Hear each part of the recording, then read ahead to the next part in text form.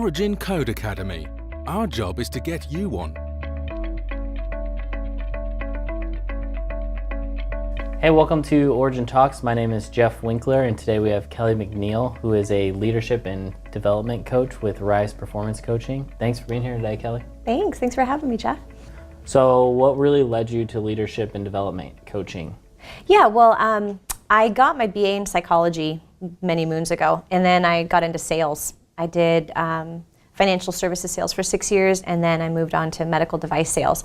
And I was good at my job. I was definitely, an achiever, but it wasn't because I necessarily knew the product well or, what the competitive advantages were. It was more because I loved my clients, and I really liked to connect with them. I knew what they were struggling with, what, they were celebrating. So after about 14 years of those experiences, I realized that I needed to start really paying attention to this inside me, this kind of draw towards people and connecting. And so I kind of went back to my roots of psychology, and I went back to school and got certified as a coach. Awesome. So how do you motivate your clients? It's a good question. And that is totally dependent on the client, right? So my first 2 sessions with the client is really just about getting to know each other. Okay. I learn, what their history looks like, what really motivates them. I ask them just straight out, what are some motivators for you? What fires you up? We learn about their values, about their core beliefs, and a lot of this stuff comes up, and they're things that maybe the person doesn't even know about themselves yet. So we start kind of connecting those dots, and once you can really nail down what fires somebody up and what their goals look like, it's a lot easier to help to motivate them to get there.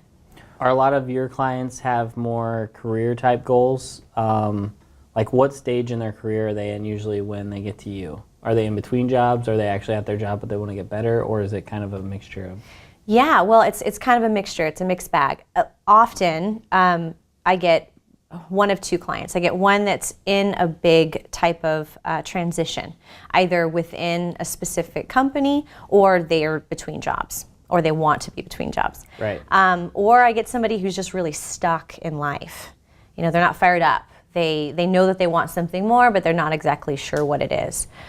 When I'm dealing with people that may be between jobs, it's really a matter of just kind of talking to them about, what are they excited about? What makes them want to get out of bed in the morning and go to work and earn some money. But when you're dealing with people that just feel stuck, there's a lot more kind of mining that goes into it, figuring out, what does your history look like and where are you coming from? How do you celebrate success with your clients? Yeah, so it's funny because I feel like in our culture, and probably in a lot of cultures, we kind of sidestep success. We achieve something great, and we kind of, maybe smile at ourselves for a minute, and then it's just on to the next thing.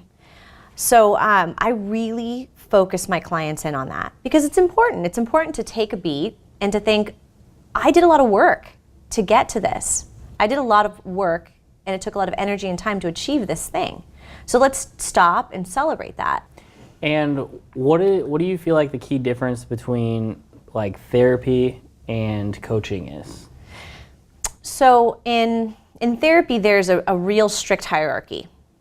There's a therapist who's typically a doctor and a patient.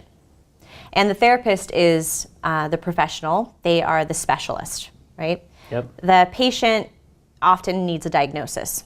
So they're looking to the therapist for the answers. And there's this kind of hierarchy that goes like this. In coaching, it's very lateral. There's no hierarchy. We're on the same page. I don't pretend to be the master of my client's life. I have no idea what struggles they're trying to manage. They share that with me, and I help walk with them and guide them and support them and motivate them and kick their butts sometimes to try to get towards what their ultimate goal looks like. There's no diagnosis because they don't need to have one. They're fully fit as an individual. And that's probably the main differentiator. One of the common grounds, though, is that there's total confidentiality in coaching as in therapy. So what would you say to some of our students that apply to jobs and maybe get rejected and have a hard time continuing to apply for that as they go through the interview process? Yeah. Fear of rejection, I mean, it's human nature, right? And I could probably have at least a 30-minute coaching session with each of your clients on that. I think the first thing is to just take a minute and imagine themselves in their job that they really want. 3 years from now, you've landed that job. How do you feel? And really... Do you mean like physically pausing and like closing their eyes and doing it, or just doing it like quasi while they're sitting here, basically? No, I would literally have you close your eyes and say, imagine it's 2 years from now. You've been in this job for the last 18 months, and you are so happy. You have worked so hard to get there. You did your due diligence in contacting the right people and sending out your resume, and you've landed. How does it feel? And how they respond will be, kind of what we base the next 5-minute conversation off of. They feel fulfilled, they feel happy, they feel relaxed, they feel like they have success. So kind of really getting them resonant or connected with those feelings and just moving around the fear of rejection can help. Also, just that feeling of, I often tell clients that are big procrastinators or have that fear of rejection, because so much of procrastination is based in fear, right?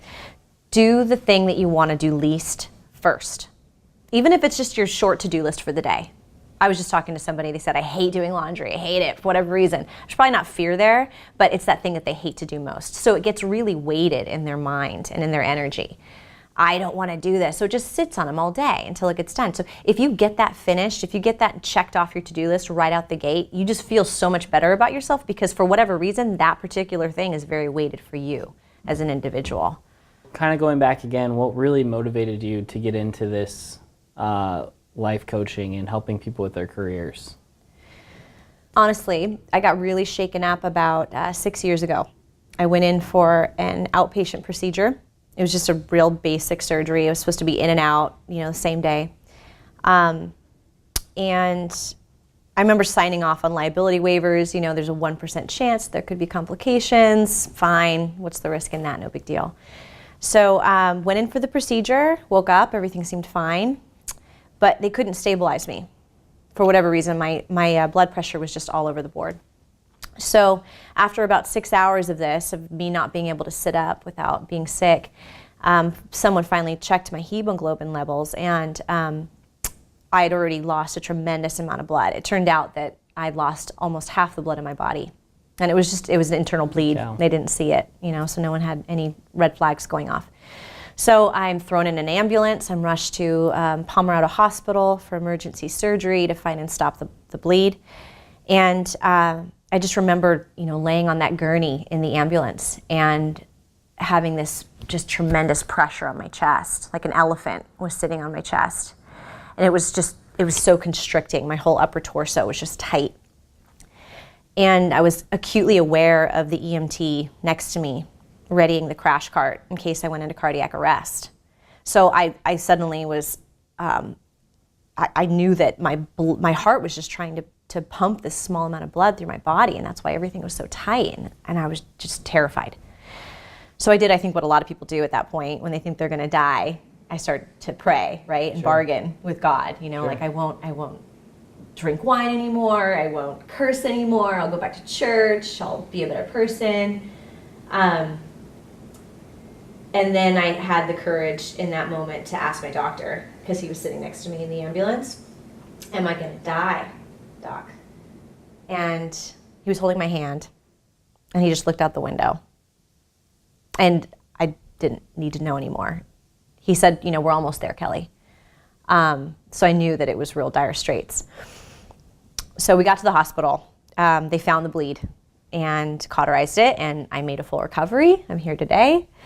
And I didn't stop drinking wine or cursing, but I did make a concerted effort to be a better person and a better wife, a better friend, a better sister.